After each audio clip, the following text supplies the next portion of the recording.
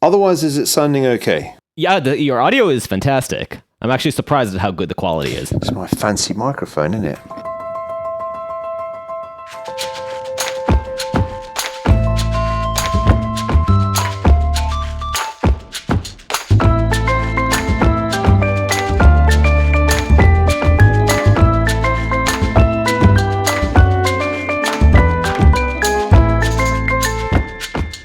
Hi, Vanessa. Hi, Dom. How are you doing today? I'm floating because today we have Niall Ferguson. In case somebody doesn't know who he is Scottish economic historian. He teaches at Stanford currently. He wrote a variety of fantastic books. He's not shy about his political view. He is one of those honest and sharp historians that at the same time apply severe rigor to their work and show how you can use that to think about current events. Right. He's a very well-known geopolitical commentator, you might want to say. He can comment on anything from, what's going on in Europe to the US to China. He's very savvy and, as you said, brings that kind of long-term perspective to the current moment. As I mentioned in the talk, his book, The Great Degeneration, was, I remember, it was almost 6 years ago. It was a really formative book for me in terms of rethinking some of my unexamined assumptions about the financial market specifically. I remember because the first 2 or 3 chapters there were about the financial collapse and the regulatory response to it. Gave me a lot of pause about things that I sort of took for granted. I think I even brought some of this up in our conversation with Professor Zora Goshen from Columbia University and in other talks. Either way, he is one of those people. And also, I should say, there's a lot that I'm happy to disagree with. We hash out some disagreements in this talk, and I'll leave it as a mystery for now as to which. But other topics I've mentioned in previous conversations, and which also I guess I'd leave as a mystery for anybody who wants to go on a treasure hunt and uncover my rich relationship with the intellectual work of Niall Ferguson. I long for the day when we have a fan base that goes hunting for Easter eggs in our back catalog of Adam loves Niall Ferguson moments. I long for that day. We'll know we made it when we have a Adam Hart Ferguson subreddit. We actually invited Niall regardless of his new book. We just wanted to talk to him, but it was a very opportune time because he just came out with his new book, The Politics of Catastrophe. Sounds better when he pronounces it. Yeah. I can't do a Scottish accent, but yeah, I can't do any accents, to be fair. You freaked out about his accent quite a bit. I think at least 7 times in the conversation. Justifiably. But yeah, his book, The Politics of Catastrophe, is, to give it a brief summary, a wide survey of how human societies interact with calamities, politically, institutionally, and culturally. He looks at all types of disasters, from political to natural to calamities of engineering to pandemics, of course, and asks how do societies respond to these events? How do they go on to change and evolve in the aftermath of these events? And how do they, and this is perhaps the most interesting part for me, how do they go on to explain the catastrophe? And how do they tell the stories of these events over generations? Because it's these stories and these models of understanding that then become the tools that define the quality of their response the next time an event like this occurs. This has ramifications not just for the way that politics is done and the way that governments create their vocabulary of disaster response, but also for the way that history is produced. And that raises the question, to what extent do historians who spend their time looking backwards possess useful knowledge to steal society ahead of the dangerously unpredictable future. And he also gets into the inverse of that, I guess, which is kind of where we're at today and the kinds of thinking that have made us so woefully unprepared for dealing with disaster. Which to some extent is our over-reliance on our ability to model the future, which is incomplete at best. Before we go into it, my question for you today, Vanessa, before we... Okay. This is something that's been weighing on my heart for a week, and I've just been waiting for this chance. Have you been paying attention? Probably not. I'm just going to preemptively say it right there. I probably haven't, but go ahead. So you know how it's a pet peeve of mine to, or at this point, it's you might call it a fetish, to crassly call attention to the bipartisan lack of principle when it comes to our public discourse. And perhaps nowhere is it more obvious than issues of free speech. Cancel culture is something that we've talked about a lot, this tragically named phenomenon.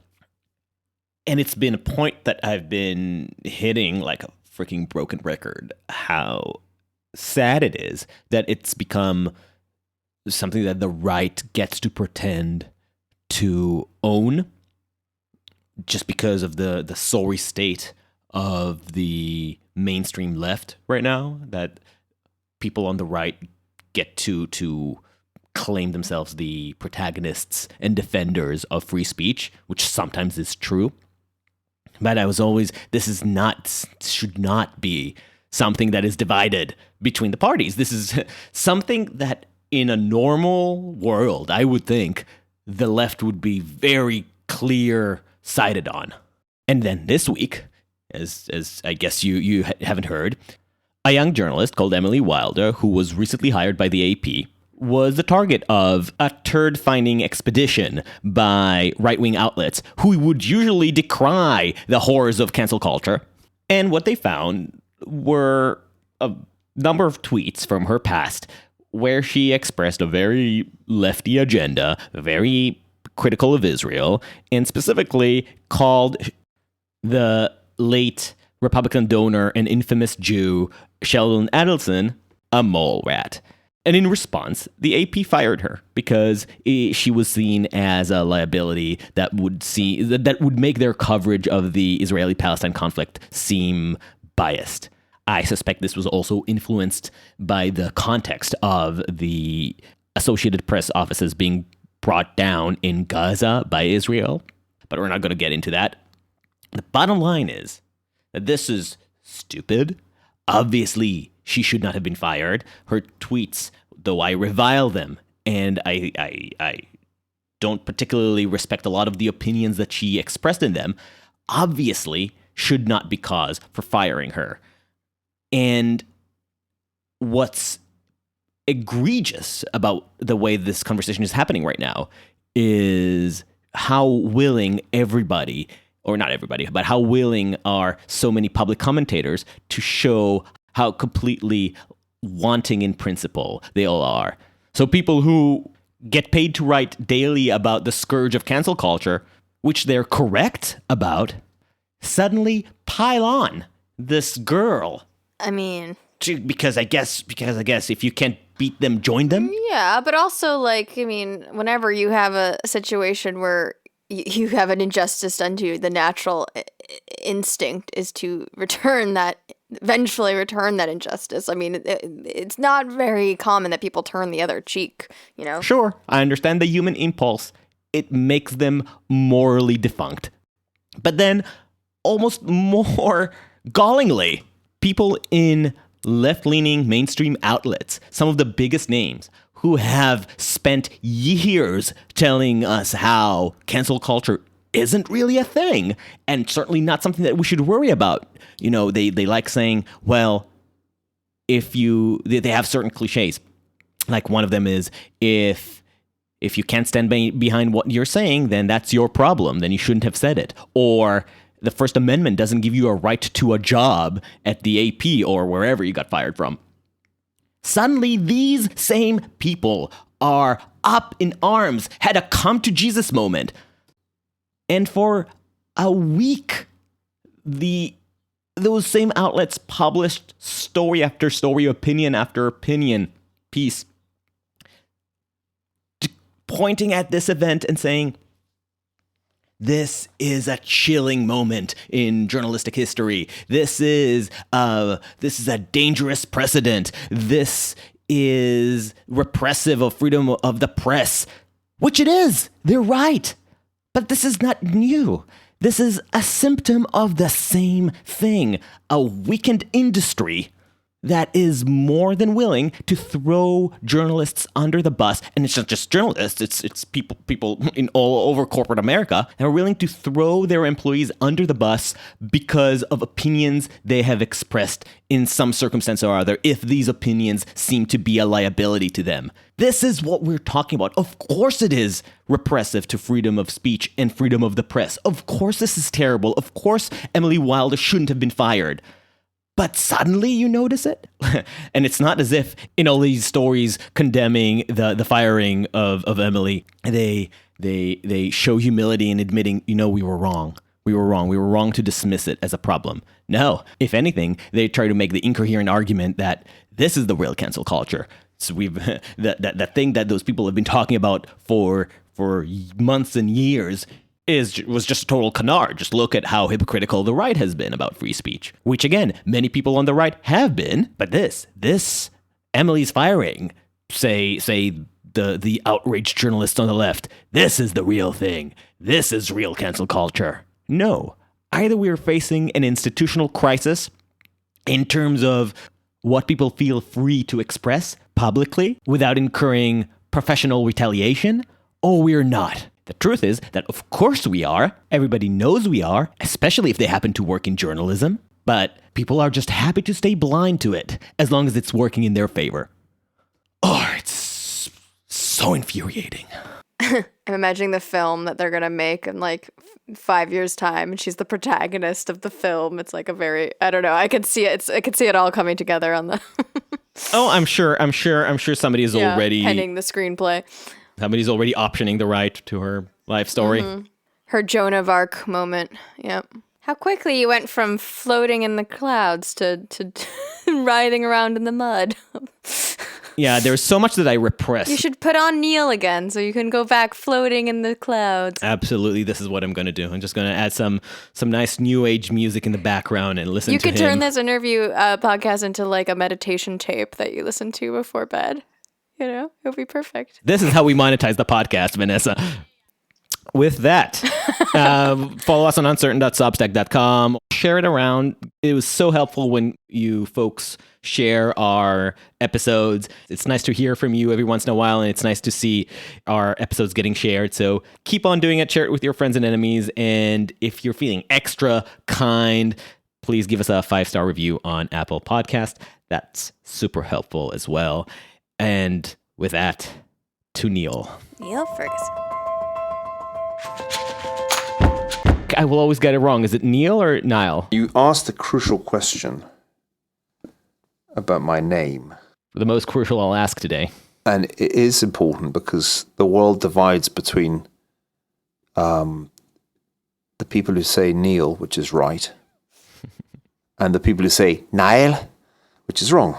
And the Nile comes from the Irish mispronunciation of the Gaelic language or Gaelic language. Oh my goodness!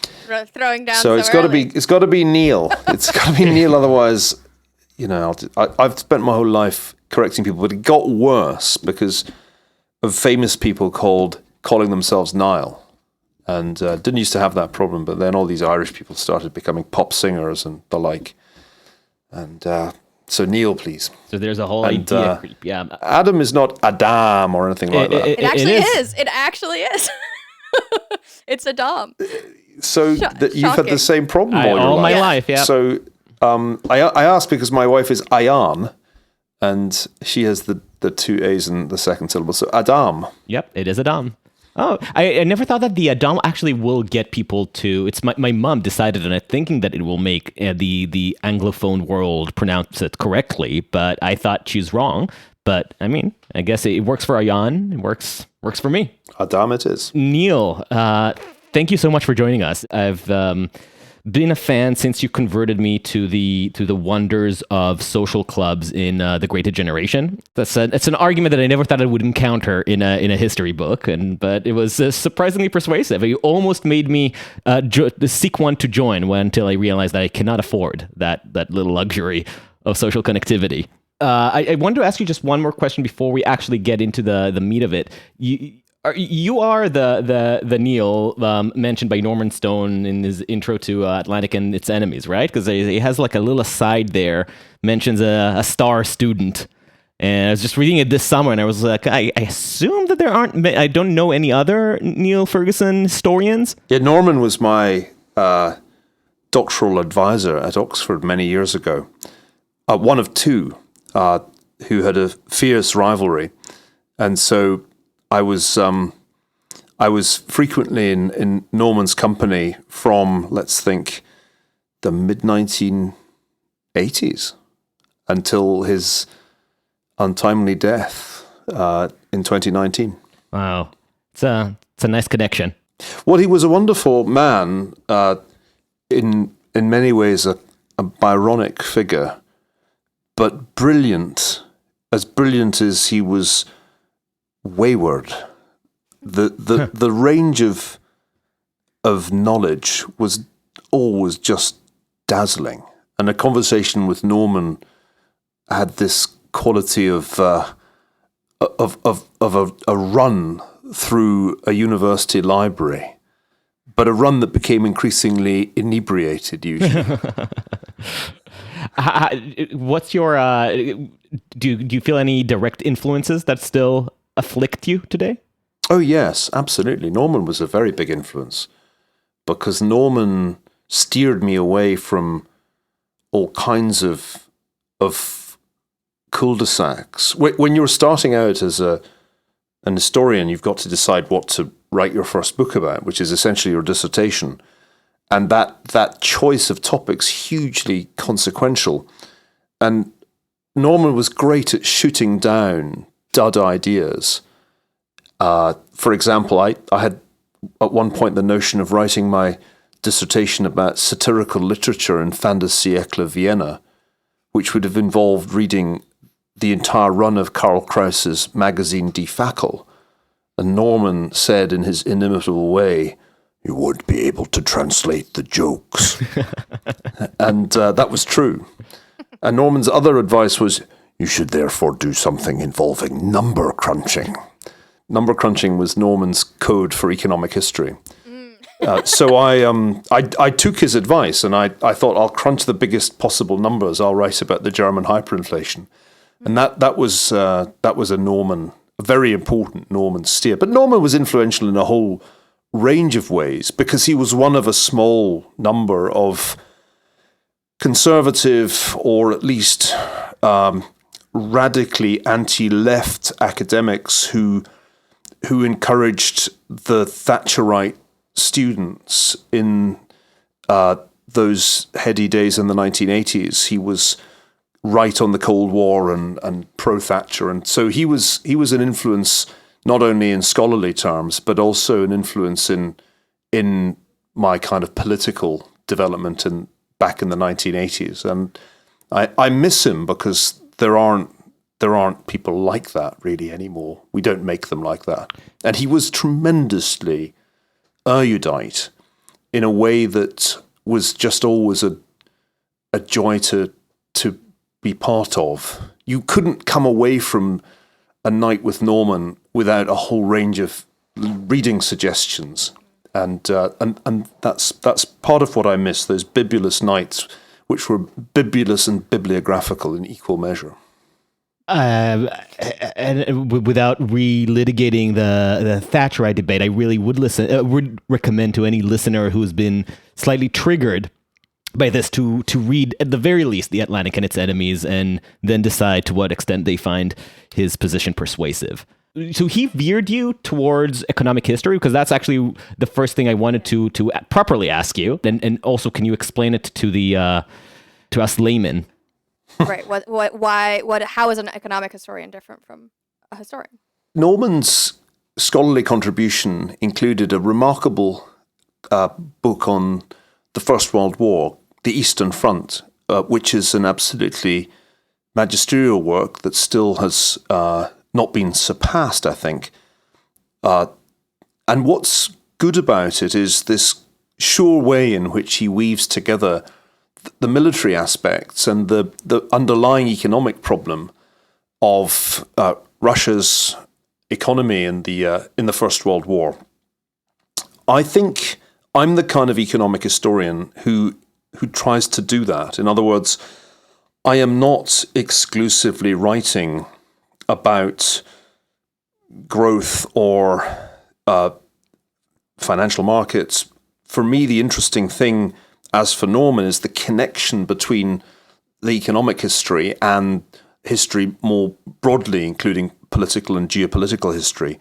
But let me try to clarify the way these silos work. History got sliced up back, I suppose, in the course of the 20th century into a bunch of subdisciplines, one of which was economic history. And the key topic that really made that become institutionally distinct was the Industrial Revolution and what it caused it. When I was an undergraduate, there was a well-established Oxford further subject in the Industrial Revolution, the British Industrial Revolution. And that was my introduction to economic history as a distinct subdiscipline. In the 1980s, there was a kind of phase of increasingly quantitative work, which was often done by economists who strayed into history. And so this became much more mathy than it had been before. That appealed to me because, and here you have a little bit of a footnote, as a Scot, like Norman Stone, I was just better trained at maths than my English counterparts reading history. So there was a sense that I could just do this a bit better than them. And as an undergraduate, I would gravitate towards the options that allowed that. There was a paper that everybody did called Political Thought, but there was one that hardly anybody did called Economic Thought, and that meant reading Adam Smith and Keynes, and I went for that. So I was always interested in ways in which economics could inform history in all periods, even as an undergraduate, and it wasn't too difficult for Norman to persuade me to do an economic history subject, not least because the German hyperinflation is just one of those seminal moments in history. There was a kind of reasonable argument to be made that this was where it all went wrong for Germany. This was the beginning of the path that led to Hitler. So I wanted to work on that. Sorry, you can see the nexus there between the event, the war that came before, and the changing economic principles and stories and the realignment of nations, all told through that moment in the economy. Exactly. I mean, in the end, most economics textbooks have at least a box about the German hyperinflation because it's the defining example of hyperinflation when a very advanced economy completely disintegrates in monetary terms. I wanted to work on that.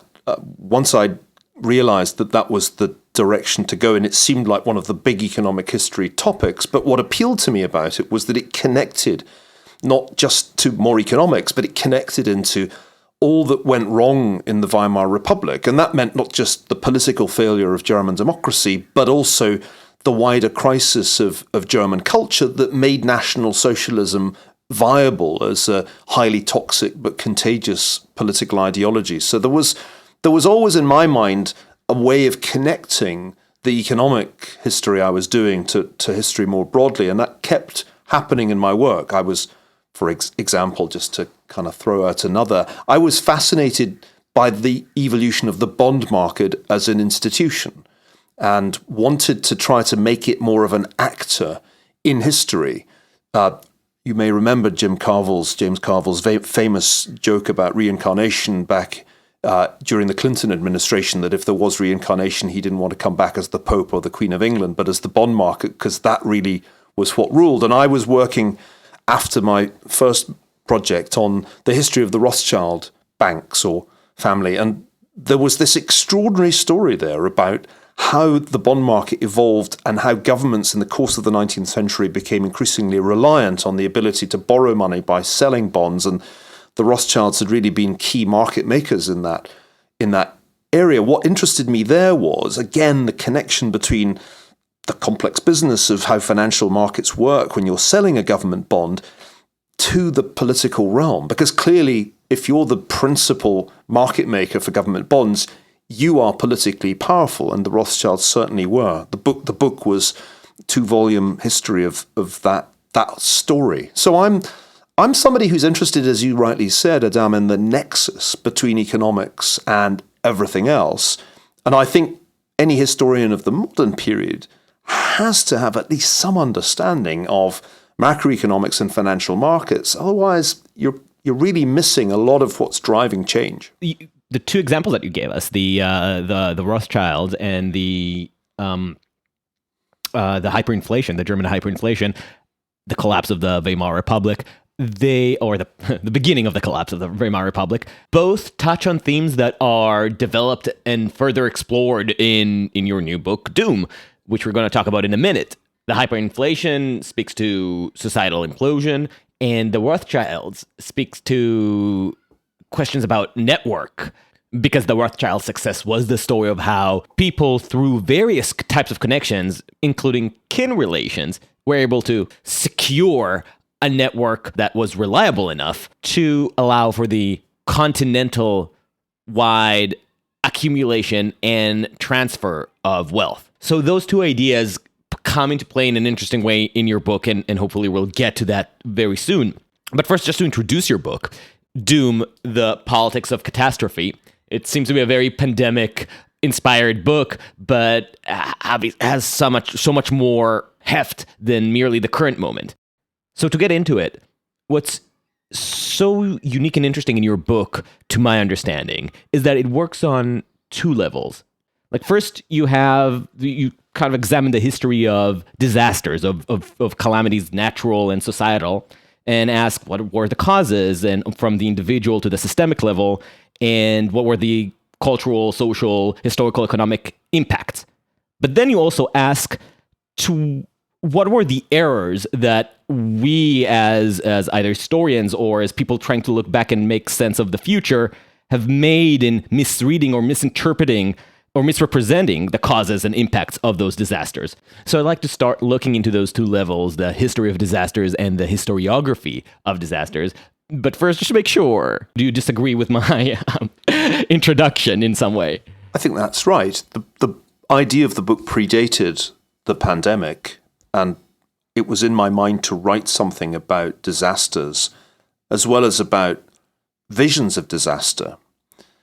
There's no general history of disaster that I've come across that brings together the man-made disasters and the natural disasters and the really huge disasters that kill millions or even tens of millions, and the small but memorable disasters that kill people in dozens or hundreds or thousands, from the Titanic to the Space Shuttle Challenger. So I had in mind a book that tried to look for patterns in the history of disaster that would allow us perhaps to grope towards a general theory of disaster. But I was also interested in how we think about disaster. So you're right that it's a book about both disaster objectively and disaster as perceived. The title Doom is somewhat ironical. We as a species are very obsessed with the end of the world. We've predicted an unknown number of ends of the world, and so far none has happened. But we are fascinated by doom, by the apocalypse. It's there in the great religions. It's there in science fiction. And we are drawn towards the notion of the end time, of some kind of final reckoning. It's there in the great secular ideologies too. Marxism has its own apocalypse, the end of capitalism. So this is something that fascinated me. We love our eschatologies. I was, absolutely eschatologically motivated to write this book, having been aware for some time that it's a distinctive feature of both religions and secular ideologies that they tend to exaggerate the probability of the end of the world. and want at some level to bring it forward. And then at the same time, when actual disaster strikes, which is never quite the end of the world, but something nasty, we don't handle it very well, or we rarely handle it well. So those are really absolutely two distinct features of the book. And I think that the book could have been written without COVID-19 happening. But when the Great Plague began in January 2020, it seemed like a rather urgently needed book.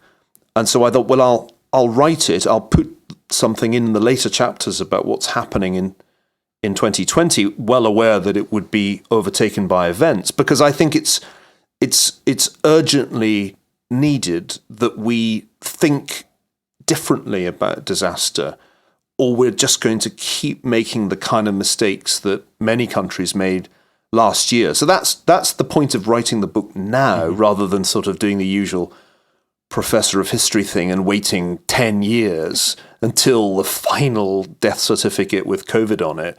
I mean, you could do that. No doubt there will be people who do write long after the event.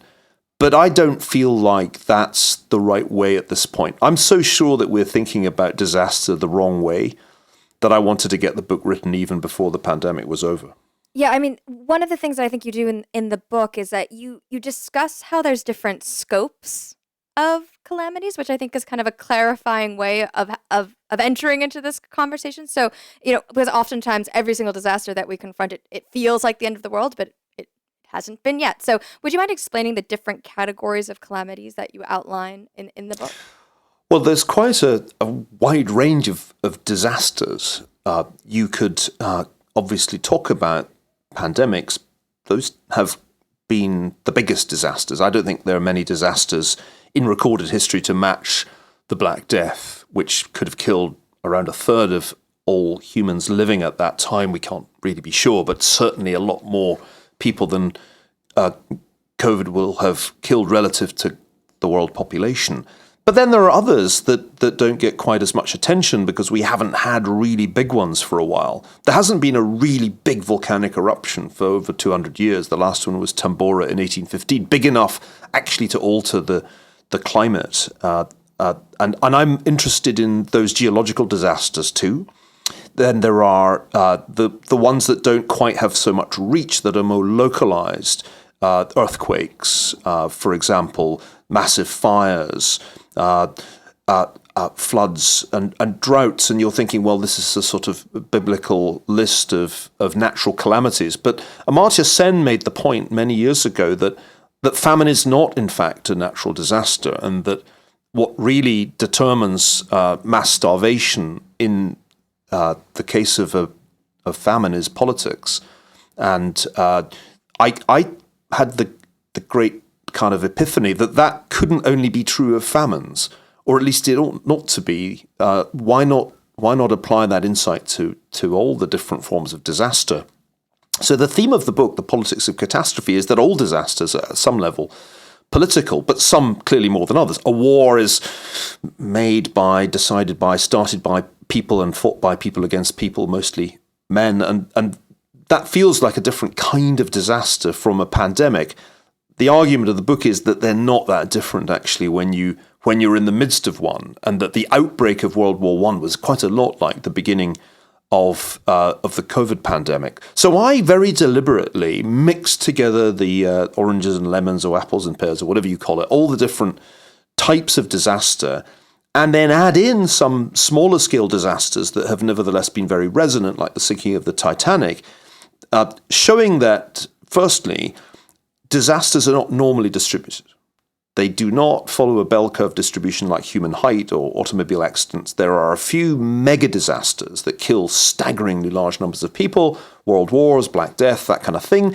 Then there are some medium-sized disasters, which I think COVID will be, comparable with the 1957-58 influenza, or somewhat smaller than 1918-19. And then there are just lots and lots of small disasters. And this follows L.F. Richardson's dealing with war in this way. I mean, Richardson, back in the mid-20th century, looked at the statistics of deadly quarrels, as he called them, and he tried to kind of relate murders, homicides, to world wars, and show that they followed this extraordinary distribution that was very, well, I'm not going to say counterintuitive, but it's not something we find easy to process. The distribution of conflicts in history looks random. There's no obvious pattern to it. And you can't make the argument that the world was getting steadily more peaceful when suddenly World War I and World War II happened. That doesn't work. So there's randomly distributed disaster, and then there's the power law distributed disasters, in which there's actually a kind of logarithmic straight line that you can draw. Again, with that distribution, lots of tiny ones, a few medium-sized ones, and then a tiny number of vast ones.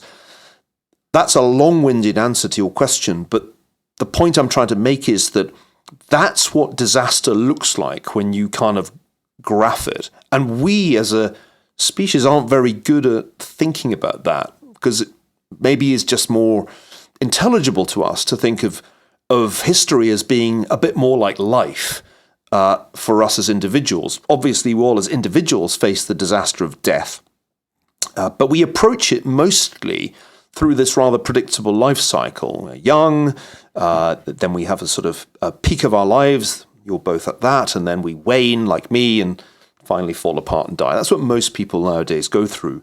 And that's how we want to think about history. So we love history to be cyclical in the way that life is.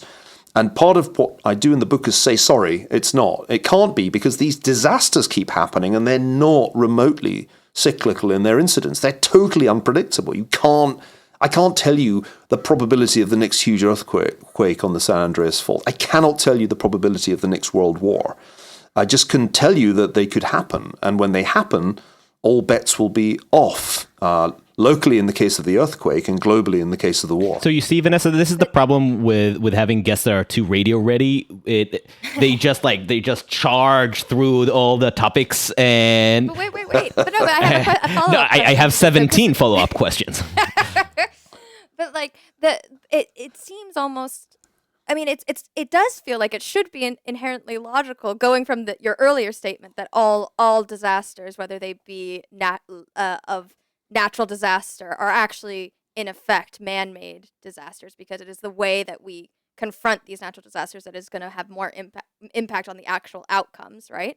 And so you would expect that there would be some sort of cyclical nature to disaster because it's so inherently human. And so I'm just curious how are you disentangling this then? If it's just random, then what is the relationship between the humanity of them? Yeah, and this is the intuition that you confront in the book as well about cryodynamics, right? That this is part of the idea that informs the attempts to at least extrapolate from the past on the future to some extent. So yeah, why does it fail? Why is this intuition wrong? Clearly, some things in the realm of history are cyclical. The seasons. That's why a number of attempts have been made. Oswald Spengler did it, to kind of have a seasonal version of history in which we go through 4 seasons, whether as civilizations or some other entity. There's a generational version of this, the fourth turning, that you may have come across. And as I said, I mean, individual life has some distinctly cyclical quality to it. Demographics and economics too will give you a certain amount of cyclical behavior. There's clearly some discernible trends in demographics. Malthus was groping towards that in his essay on the principle of population, and from Kondratiev to contemporary business cycle theories, we're looking for patterns in economic data. That's all going on. And that makes it tempting to try to arrive at some grand design, some overarching theory of history, which kind of brings it all together and gives it some predictable and even predictive structure. It's just that while all that's going on, there are these randomly distributed shocks that are so huge that they must constantly be interrupting the cycles that you're trying to find. So Ray Dalio has this book that is sort of mostly published now, but has come out in bits and pieces online, which tries to identify a cyclical theory of debt, really. And debt's something I've worked a lot on over the years. And I'm always glad to see hedge fund managers doing some scholarly work in the later part of their careers, but you just have to torture the data in ways that must violate some law of what you can do to statistics to arrive at these beautiful wave-like charts that Dalio, following many others, comes up with. I think, and this is something I've been arguing for a long time, since I did a book called Virtual History back in the 90s, that the horrible reality about the historical process is that there's just a lot of contingency and non-linearity. And if you're looking for cyclical patterns from which you can infer the future, it's ultimately a doomed enterprise because you'll never get it. There'll always be some random shock so much larger than your cyclical forces that it'll just disrupt whatever trends you think you discern. And the respectable version of cyclical history is Peter Turchin's work. I mean, Turchin's an impressive scholar whose work I give some space to because I think it needs to be better known. It's a really serious attempt to find some patterns in the history of civilization from early history through into the early modern period. And I admire the work. And it also impresses me that Turchin turned his mind to modern American history and came up with an argument about cycles of violence through the whole of US history. And it seemed even to predict 2020 to the point that people started to write about Turchin in the press. But the thing about 2020 is that it became 2020 because of the random occurrence of a mutant coronavirus. And you can't really find any cyclical pattern to the incidence of novel pathogens. There just isn't any. Another last point I'll make, and then I'll shut up. The big disasters don't happen often enough for us to get a sense of their likelihood. So they don't offer us enough of a sample pool. The sample size of Great Depressions is actually pretty small. It's at most 3 if you count the late 19th century as a Great Depression and the 2008 crisis. Or maybe it's just 1, 1929 to 32. But the same goes for the really big geological events. The same goes for the big pandemics. They don't happen often enough for us, particularly those of us whose history of the world is a sort of combination of our lived experience, our personal experience and what we studied at school, to have a good feel for them. And that's why we kind of know disaster is out there and we watch disaster movies, but when an actual disaster strikes, we're kind of flailing. The way that Wall Street people were flailing in 2008, because very few of them had studied the Great Depression. And when Lehman blew up, they were mostly completely and utterly flying blind. And this was true of policymakers too. Something similar, I think, happened at the beginning of 2020 when even public health officials whose job it was to think about pandemics were thrown off by the way that this thing spread, the speed with which it spread and the peculiar way in which it disrupted society. You said something that was almost implying a challenge to your own argument. So if I understand correctly, your position to any attempt to create a cyclical model is similar to Thomas Sowell's rejection of higher expertise, because you just don't have enough. There are too many variables, and you can never actually model all the available data. There's just too much information, and you will never be able to really create a coherent a model. Your model of the world is only as good as recent history allows it to be, basically. And then when you have a epoch-changing event like a pandemic, then you're completely flummoxed. But you just said that one of the problems for Wall Street folks in the flailing into the 2008s was that they didn't study the Great Depression, which implies that some familiarity with the history would have informed their ability to cope. This is not a contradiction.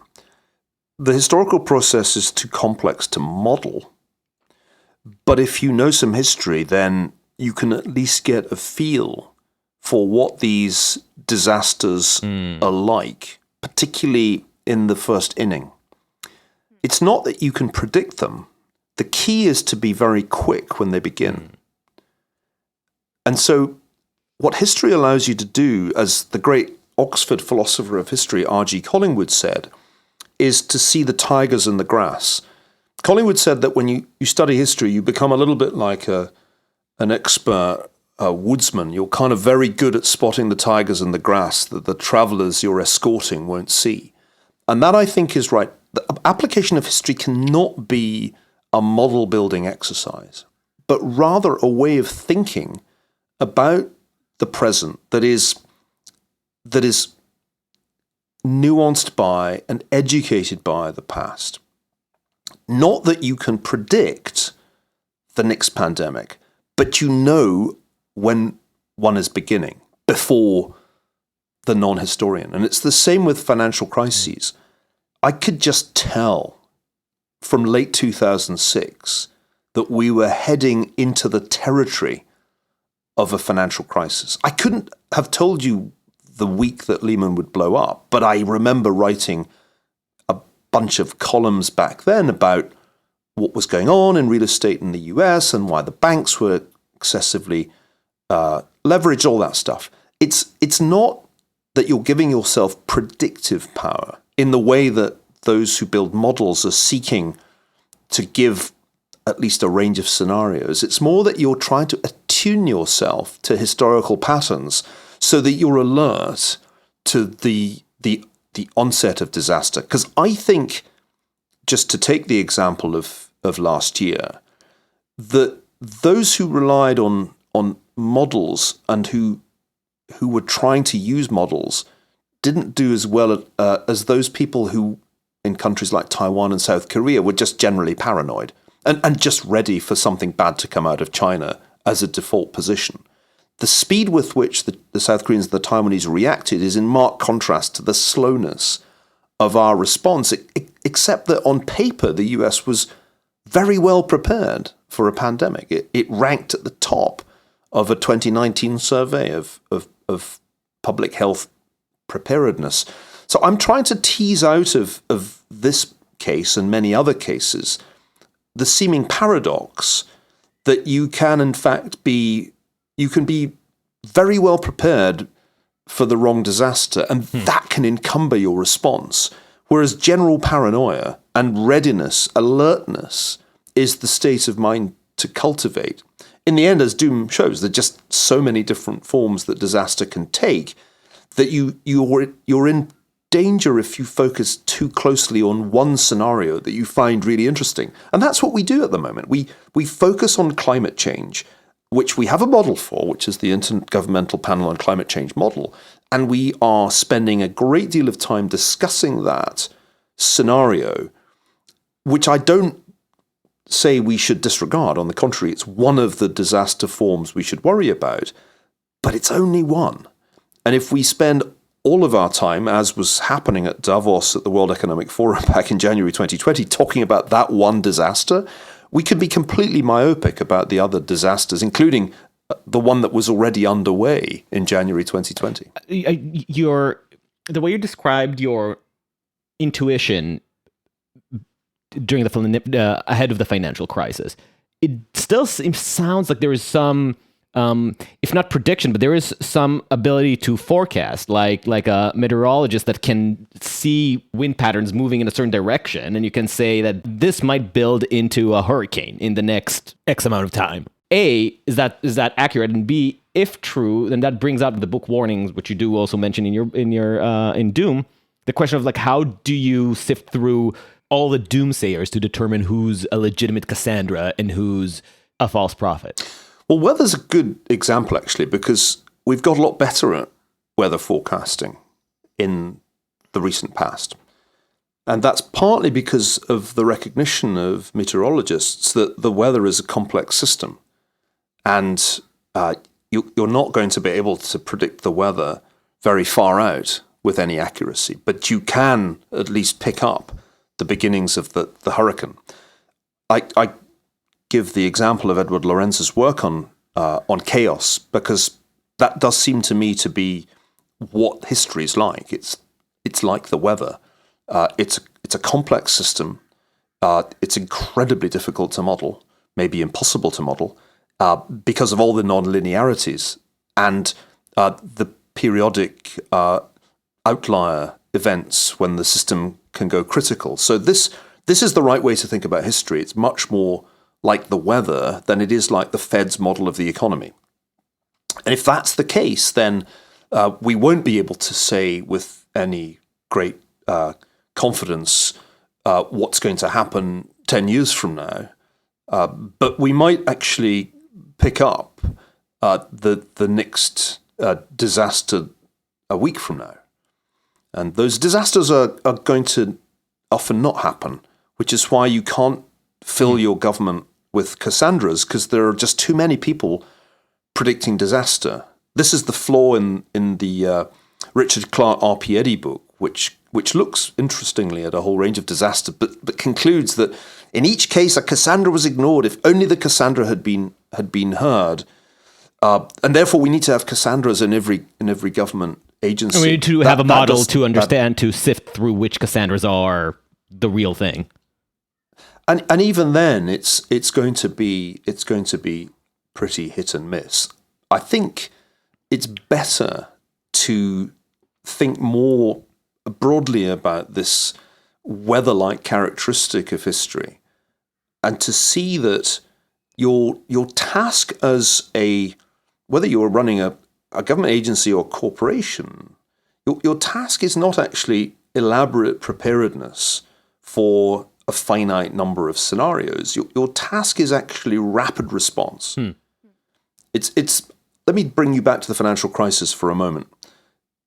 I remember having a conversation with Lloyd Blankfein, who was the chief executive at Goldman Sachs during the crisis, about it. And he said, the thing was, we were no better than the other investment banks, but we were quicker. We were quicker to react when it began to be clear what was coming. And I've thought the same about the Taiwanese response, which was that the Taiwanese didn't have better pandemic preparedness plans, but they were very quick to realize that something very bad was happening on the other side of the Taiwan Strait. And that speed of response, that nimbleness, is what I think many Western governments have lost. And I say that because I think we used to have it. I think we used to be quicker in responding to crisis than we now are. This is a part of the book that takes us to the relatively recent past, to the 1950s.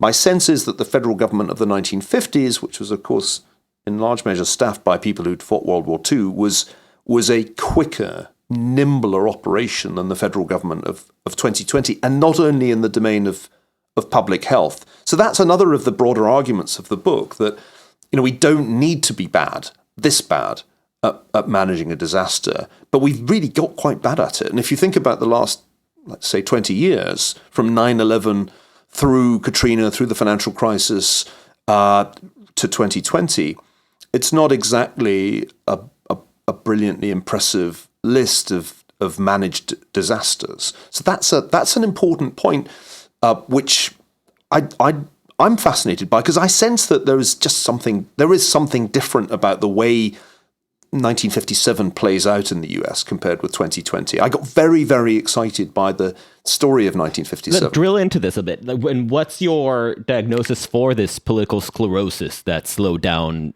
the ability of the West to respond, in your view? Well, at some level, this is unoriginal, because Francis Fukuyama has made a similar argument. The boredom argument. I've seen this argument in a bunch of different places.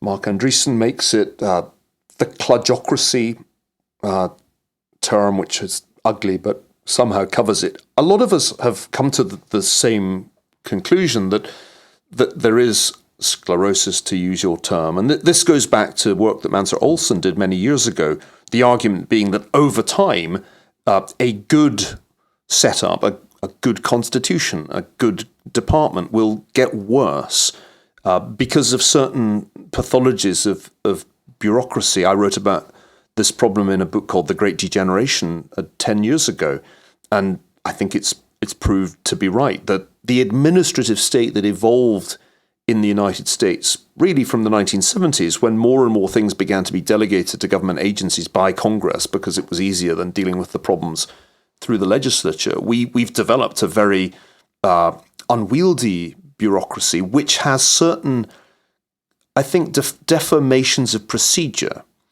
And I think one way of summing those up is the legalistic mindset, in which you regard all potential scenarios as kind of equal, all potential adverse scenarios as equal and capable of being regulated for ex ante.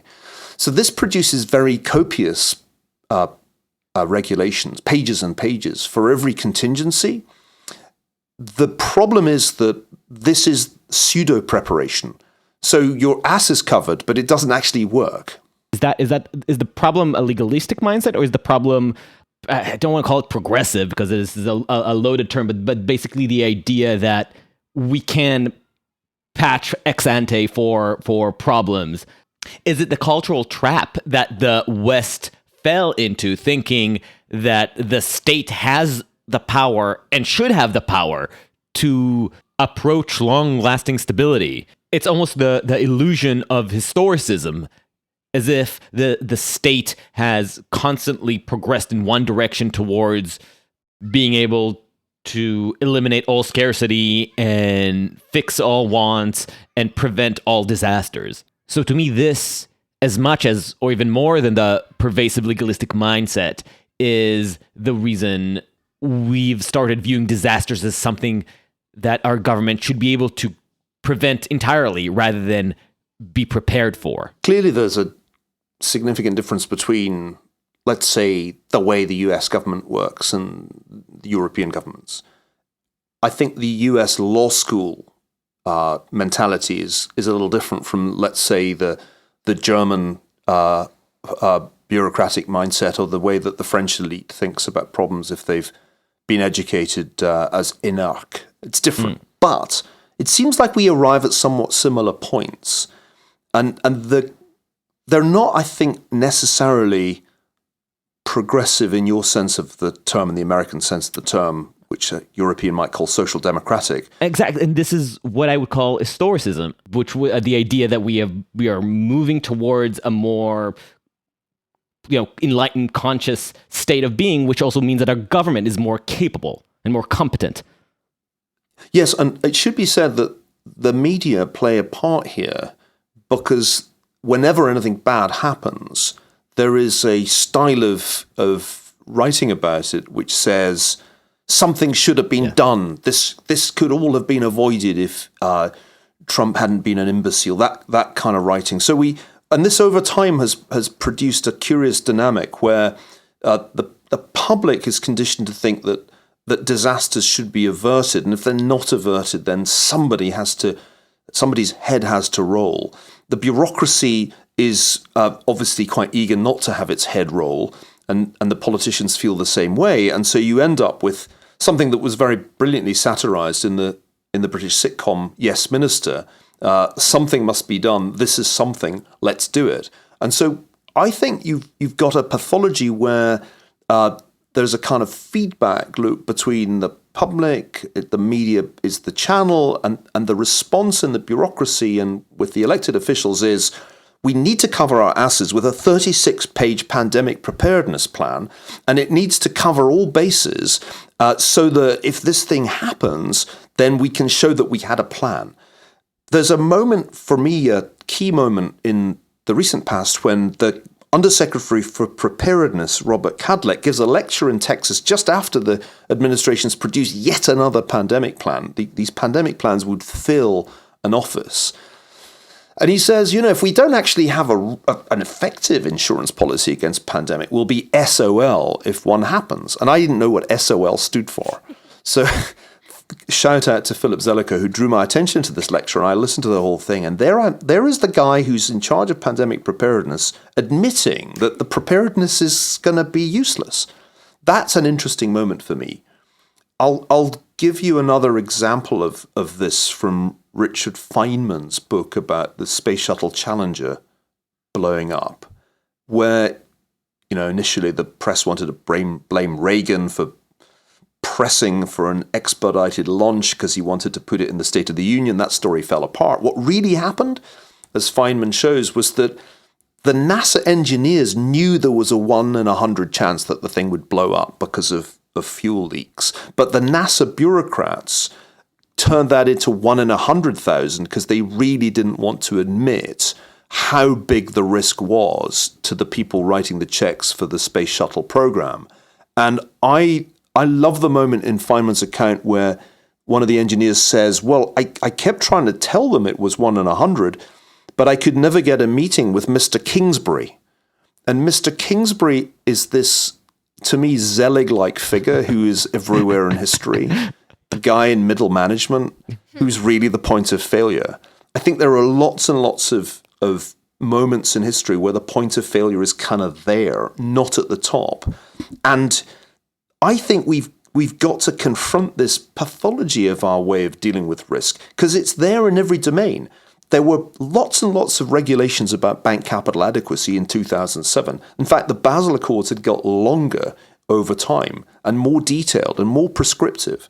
There were lots of regulators whose job it was to make sure that we didn't have another big financial crisis, and yet none of it worked in practice.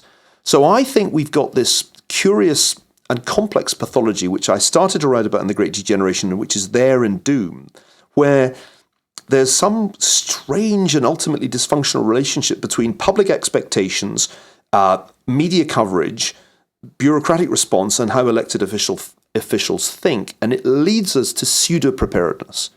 And that pseudo-preparedness seems to me to be there in every major disaster that there has been in the last 20 years. And it's not there in the 1950s. Because in the 1950s, they did not have a plan for the North Korean invasion of South Korea because they didn't think it would happen. But when it happened, with extremely impressive speed, they put together a response and ultimately were able to reverse the invasion of South Korea. When the 1957 Asian flu struck, they did not really have a plan for dealing with that beyond the experience that they'd had in 1918-19, but they were very quick to get a vaccine and recognize the ways in which they could and could not manage this kind of disaster. So I'm going to make the argument in the book, I do make the argument in the book that we've got worse at this, and we don't need to be worse at it, because countries like Taiwan and South Korea have, perhaps because of their situation next to very hostile neighbors, have got a nimbleness, are using technology. I mean, that's a point that isn't discussed nearly often enough. We totally failed to use technology to deal with this problem. Totally.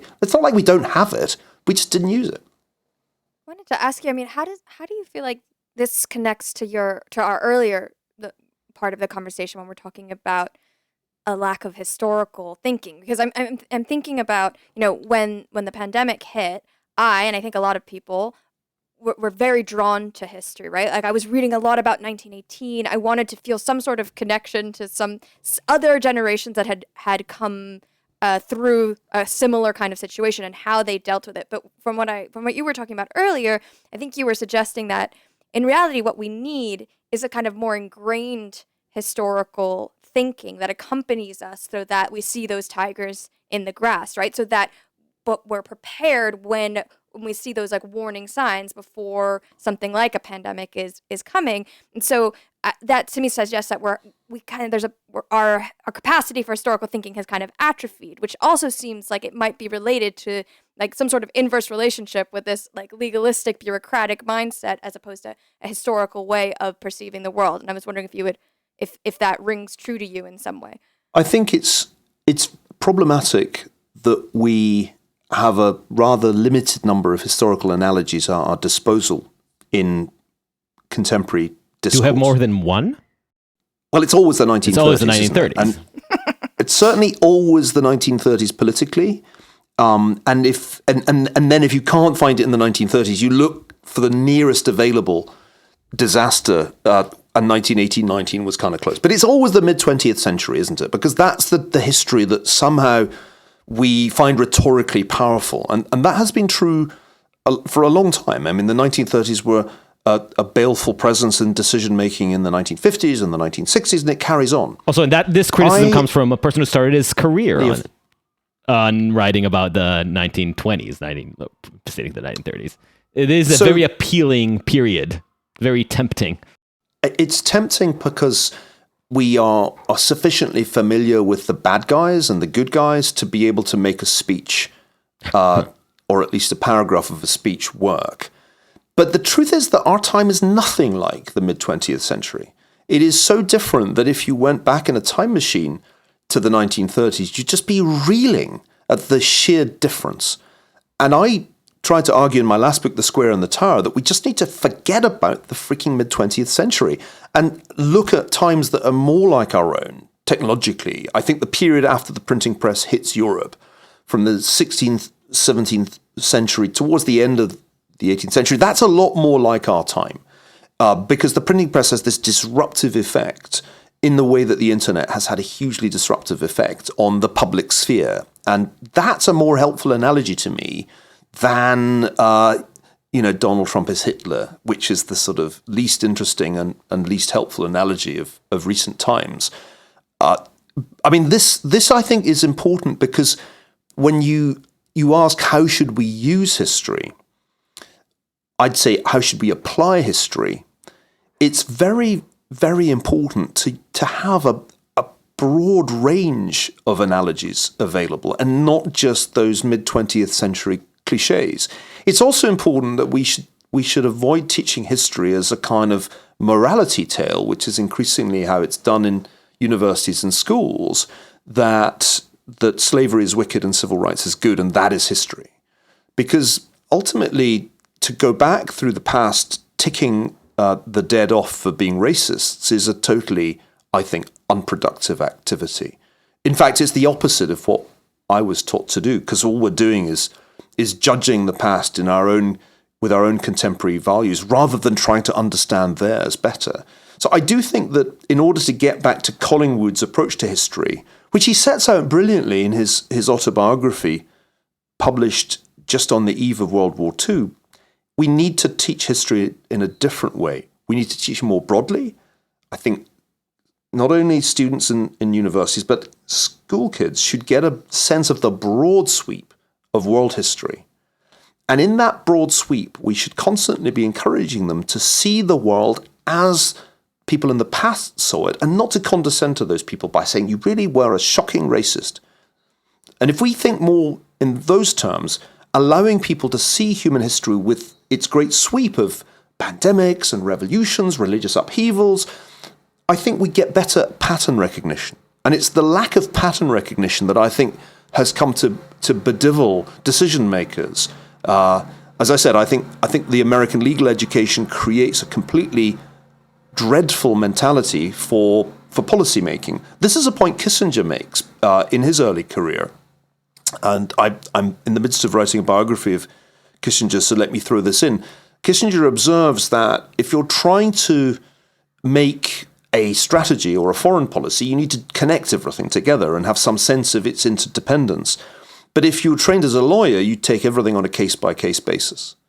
And that's actually a terrible way to make strategy. I think that's also a good insight. It made me think about not to foul the conversation with Twitter, but a tweet that made the rounds this week. I think it was regarding the Israel-Palestine conflagration. Said something along the lines of, history is the story of colonial powers deracinating indigenous populations. Don't let anyone tell you that it's more complicated than that. And I remember thinking as I was reading this is theology. This is just theology. Yeah, I saw that. It just made me so sad that there was all the debate that I saw around this tweet was about whether or not this analogy applies accurately to the Israel-Palestine discussion, none of which was about, hey, that's a really bad way to think about history. Everybody seemed to tolerate the conclusion that this is all there is. This is it. There's eschew complexity. The hell with it. Embrace theology. Well, I saw that tweet, or was it sufficiently widely read to become a meme? And for 3 seconds, maybe 2.5, I wanted to shoot back a contemptuous riposte, but I'm old enough and wise enough now not to do that, because of course it's the reductio ad absurdum of online discourse that you could distill all of human history into your version of what's going on in Gaza. No, it's a depressing symptom of where historical thinking has led us. I mean, you could put it somewhat differently, and that is that to a huge extent history is the history of empires, and that would be a reasonable statement, though it wouldn't be all of history, but it would be a big part of history, more certainly than the history of nation states. But at that point, of course, you realize that many empires engaged in settlement, and not only empires run by white people, but that many empires also were able to function without settling, and that actually quite a lot of empire is in fact not to do with settlement. I mean, the British did not settle India.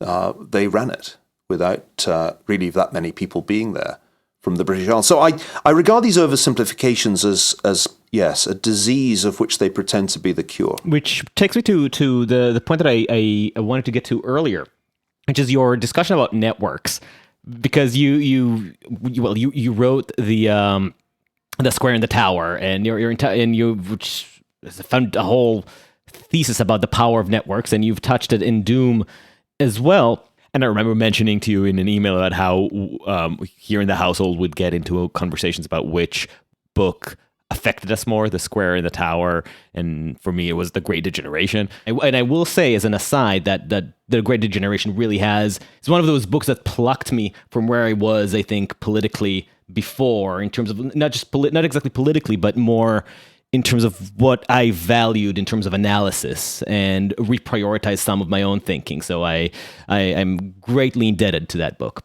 Thank you. But my question about networks, it's a beautiful point that you make, that the extent to which events that we consider disasters are calamitous to humans is a factor of the density and connectivity of human networks. The size of the hub of people that settled next to a volcano and the number of branches that stem from this hub, like trade routes, are a greater determinant of the scope of the calamity than the size of the volcano. And that impact obviously is very clear when it comes to a pandemic that we've just faced and seen the extent of a very globalized world, but also to ideas and to idea contagion, like what we were just discussing.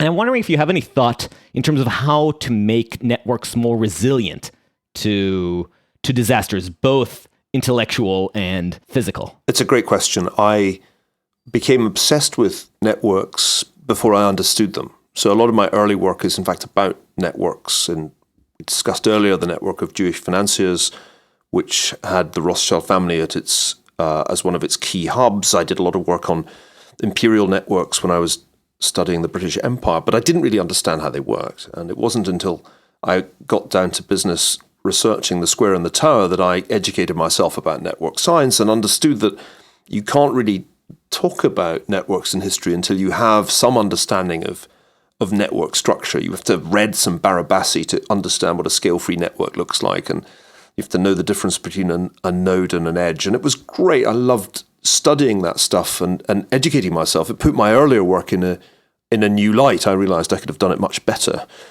So when you look at the biggest disasters in history, they have in common contagion, because a localized earthquake, unless it creates huge waves that go a long way, it's not a global event. But a pandemic can be, and often has been, a global event. And there are also different forms of contagion that can propel destruction over great distances.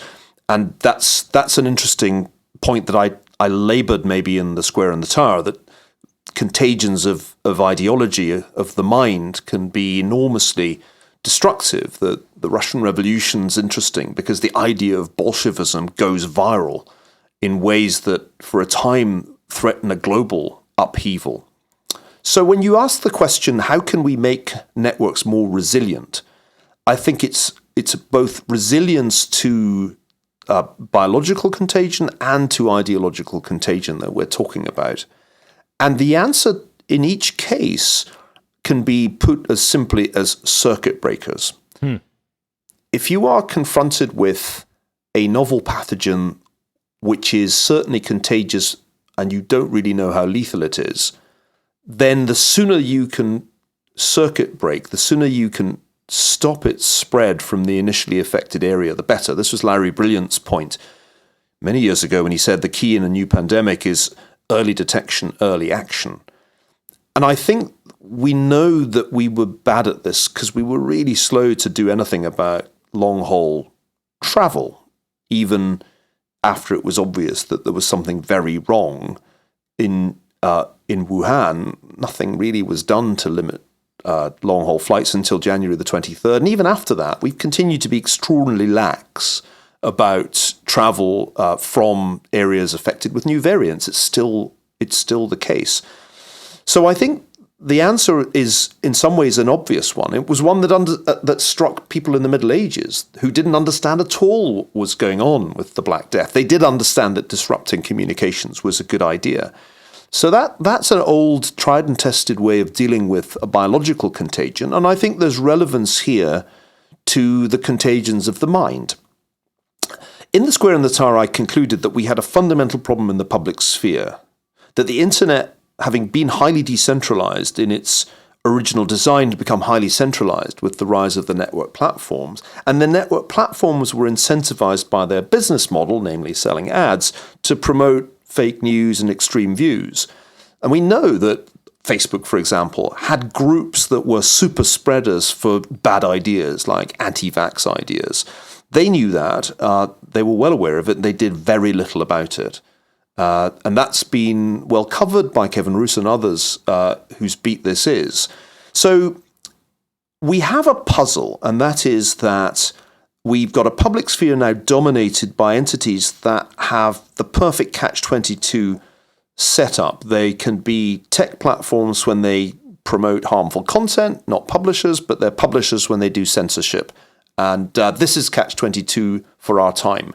And until we fix that, and that requires at the very least to rewrite Section 230 of the original Communications Decency Act and to create some kind of First Amendment in cyberspace, we are going to have a horrible problem because the tech platforms basically have no liability either way. I mean, you can't sue them. It's not worth trying. We're going down this blind alley called antitrust. It won't change the thing that's really wrong. So we've got a problem of super spreaders of harmful ideas who are in no way accountable. And we decided not to fix that problem, even although it was glaringly obvious after the 2016 election. And here we are. It's made it very hard to sell vaccination, especially to the people who most need it. And here we are in a situation where the resistance to vaccines is most widespread amongst African Americans and elderly conservatives in the South, the people who most need to get protected from COVID-19. So I'm more animated than normal on this issue because it's so frustrating to have been writing about this for years and nothing really significant has changed. And now we have a really obvious negative consequence beyond the realm of politics. I don't know. I think we can fix the biological contagions are actually easier to deal with than the contagions of the mind. This was my 9-year-old son's joke, or I guess he was 8 when he made this joke. He said that there are two plagues, Dad. There's COVID-19 and there's woke-19. And woke-19 is more dangerous because you can get it from the internet. I mean, this was a brilliant joke. This is the best joke of 2020 in our household. And I give full credit to Thomas for making it. From the mouths of My pushback on 230, I have a visceral reaction when I hear the immediate solution for Facebook contagion being regulatory, and 230 is a regulatory solution, just not through the antitrust route, just a redefining of the terms of liability upon which the entire current standard of internet freedom has been founded. I don't think it's necessarily as catastrophic as some libertarian doomsayers suggest, but I'm also not convinced that this is necessarily going to lead to any of the results that we are hoping for. Put aside the idea that we're not even sure what an American internet is going to look like with an amended 230. I also really do not trust the people right now who would have to rewrite it, the people who will have to redefine the limits of online speech. I don't trust them to author any kind of code that will be, first, acceptable by more than 46% of the country, and second, I just don't trust them to create the sort of virtual public sphere that we want to see, and that won't be some kind of restrictive government-run fairness doctrine.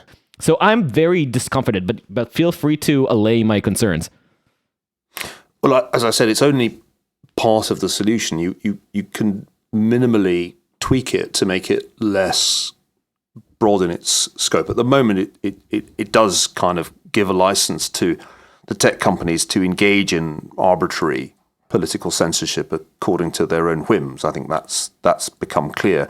But I would say that the key is to follow through on the Supreme Court's observation that the internet is now the public square and take away this excuse that, we're just private companies and we don't have to think about the First Amendment. Joe Nye's observation to me once at Harvard, the professor at the Kennedy School, that Harvard acts as if, or it used to, as if the First Amendment applies to it. I think that was an important insight for me, that you would want to act as if the First Amendment applied.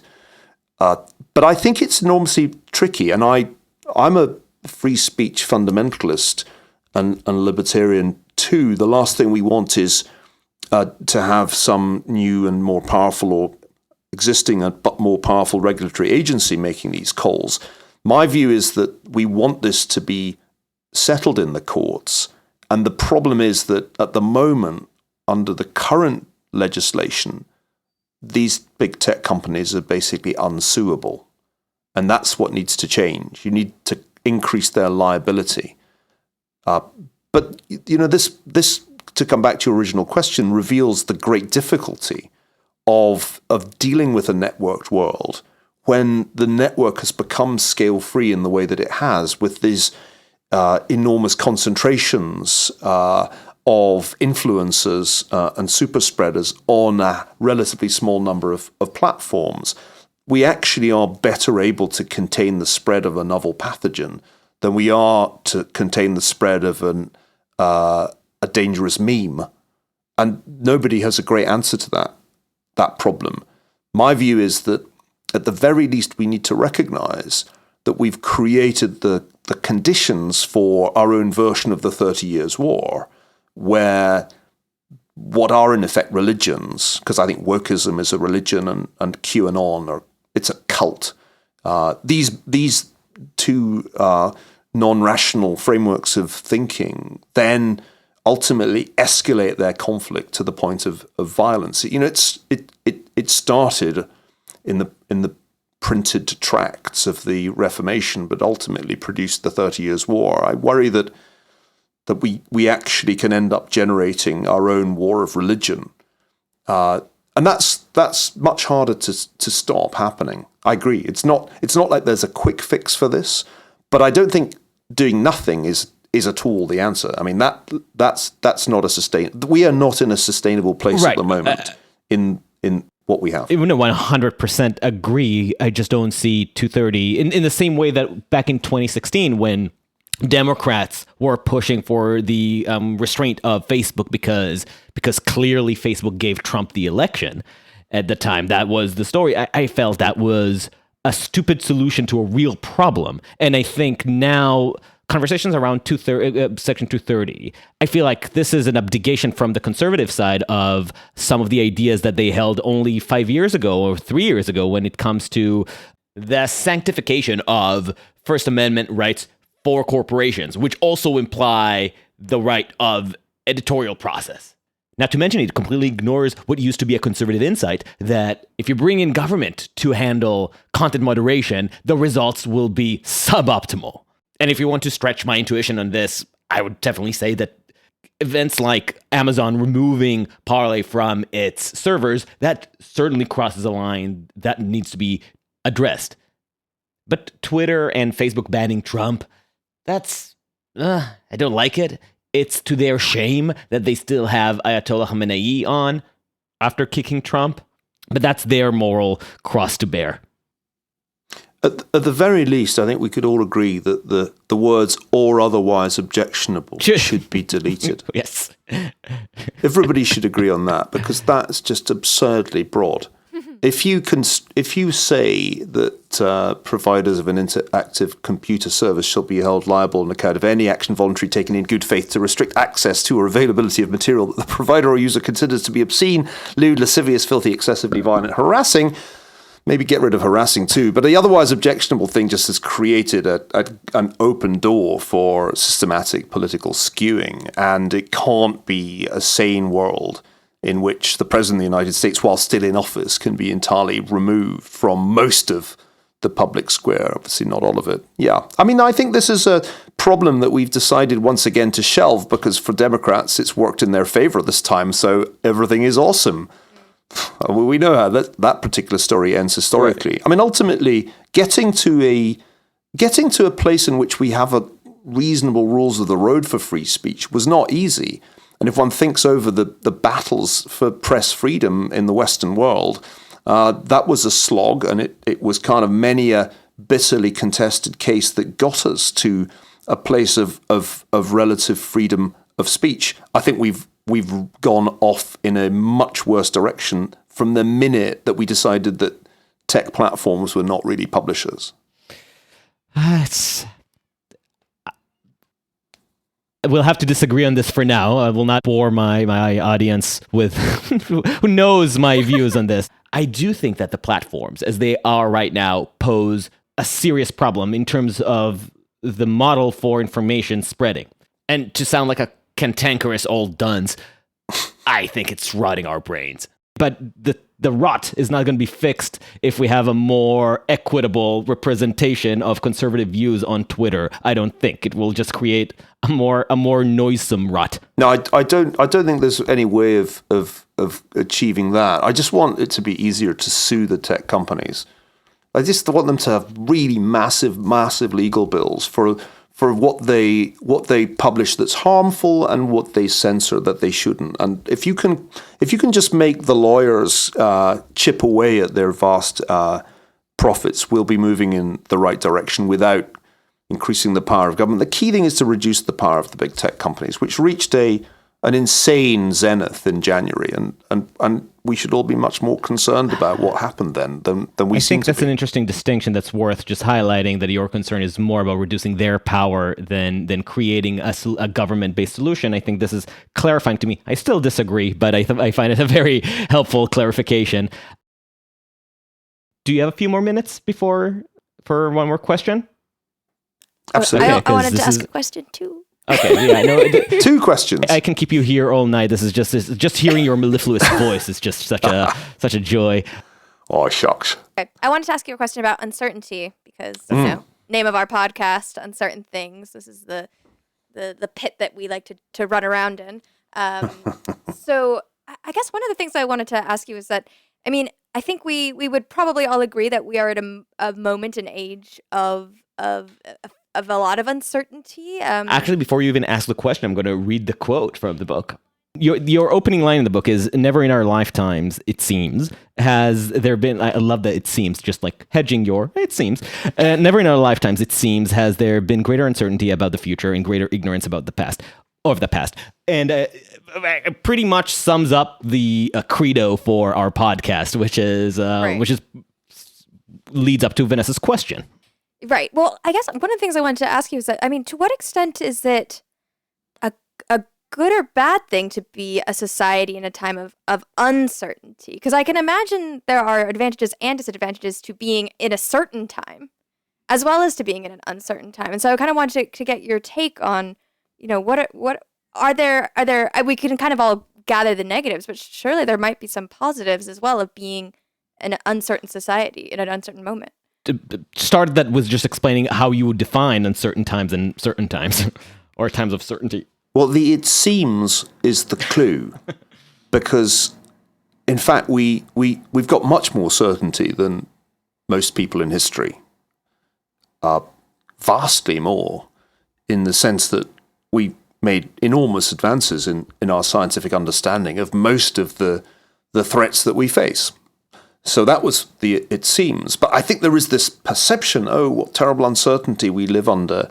And I think that's born of ignorance of history, actually, because if we understood the past properly, we'd see that most people in most of history were engaged in subsistence agriculture and flying completely blind.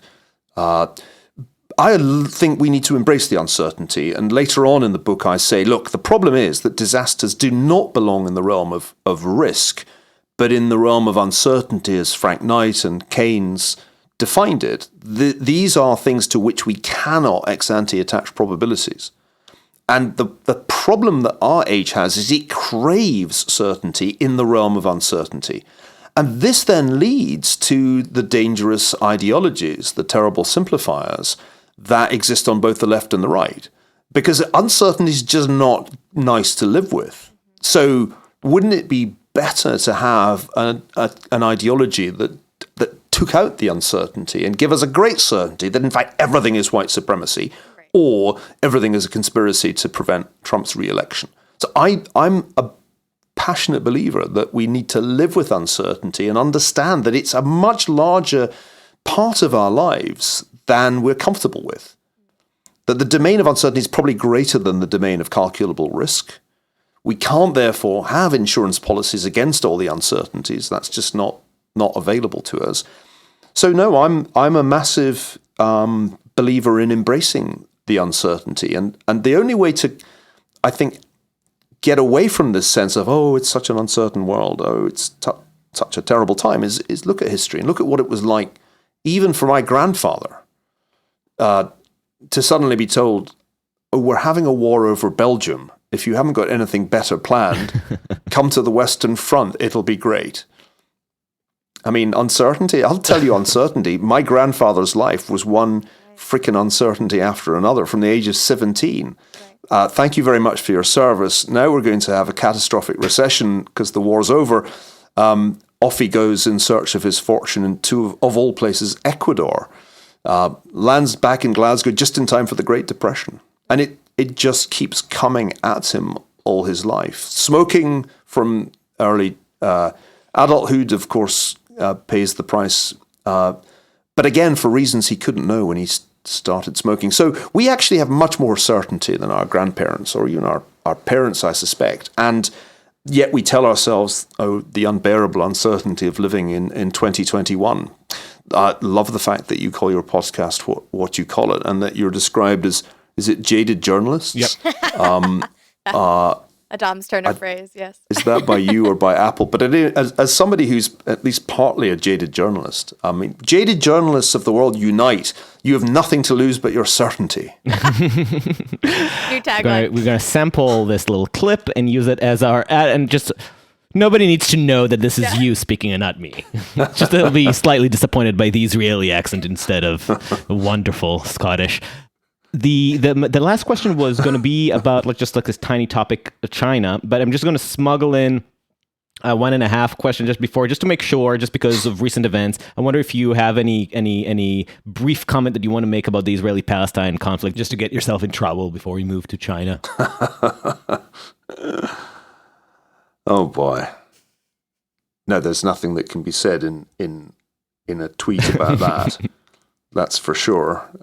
If you want to do another podcast, I can recommend some people who really understand the subject. I'm in deep despair about much of the coverage. I had to turn the BBC World Service off this morning, which I rarely do, as I was shaving, because I found the interviewer's question as to an Israeli spokesman so infuriating.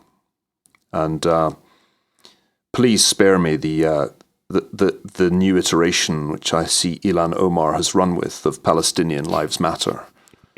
No. I think anybody who tries to simplify this into a soundbite is guilty of that terrible simplification that I talked about earlier. And you avoided the trap. But since you offered, who do you recommend for the Israel-Palestine conflict? Who should I reach out to? There was a very good essay that I read the other day by an Israeli historian whose name, I'll need to refresh my memory about it, was the best. I'll send you the email. We'll put it in the show notes. He's not a friend of mine, but it was a very fine and insightful essay, dispassionate and insightful about the myth of a peace process and the obvious de facto death of the two-state solution. And I thought it was one of the best things I've read on the subject in a long time. He would be somebody that would give a nuanced account. So, to conclude on another happy topic, China. This is a topic that we keep coming back to, usually as an aside. We spoke to Israeli journalist Nadav Eyal. We spoke to Ike Freeman, who you actually, I believe you know, was your research assistant? That's right. But more than that, my student, Ike Freeman, was my student at Harvard, and we have remained in close contact as he's moved on to doctoral studies at Oxford, and his book on One Belt, One Road is brilliant. Yeah, we interviewed him about it a few weeks ago. I know you did.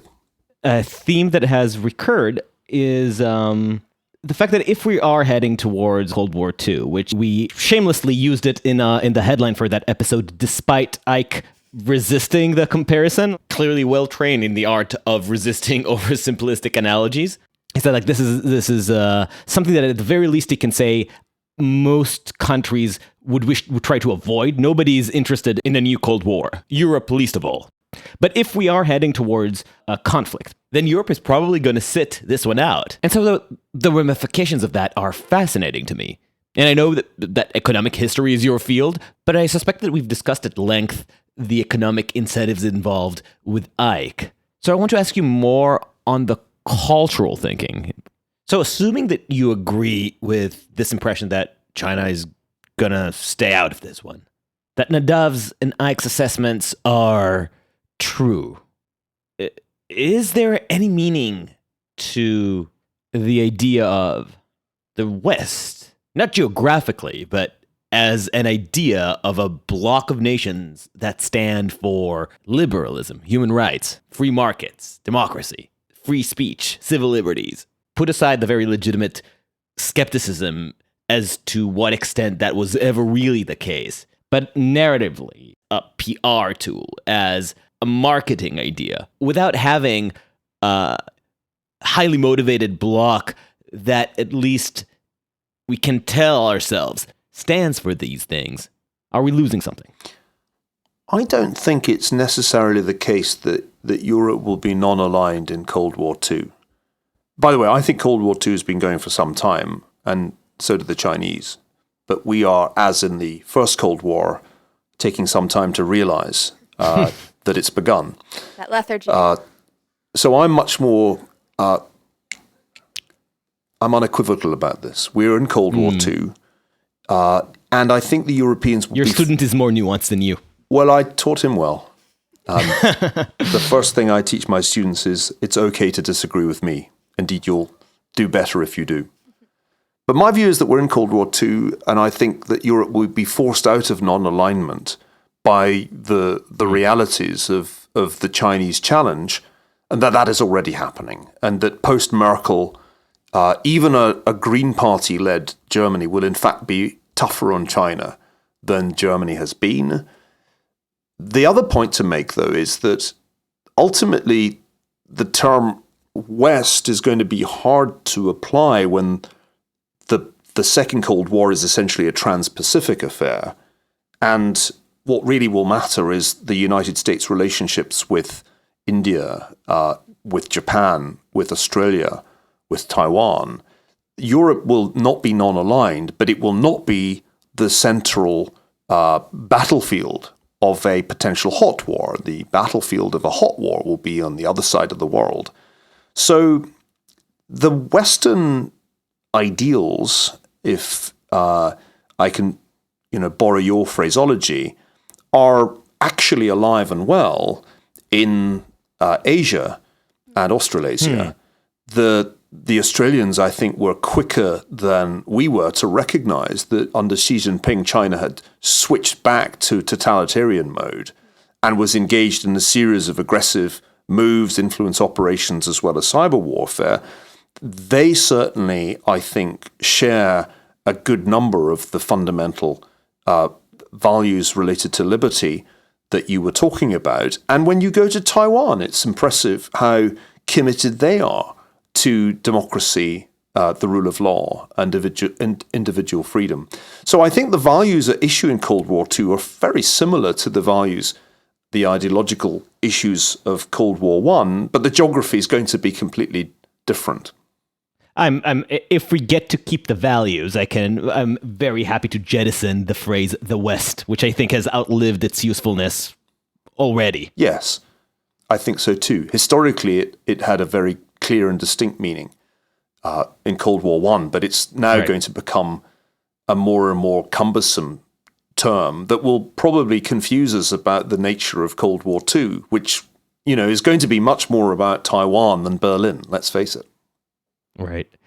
Neil, this has been such a pleasure, and thank you so much. Well, thank you both for great questions. And if occasionally I looked completely stupid, it was because your audio was being disrupted by the Stanford Wi-Fi to the point of near unintelligibility. Oh, no. So luckily you were able to interpret them despite the interference. Well, yet again, higher ed got in our way. Thank you, Neil. Great discussion.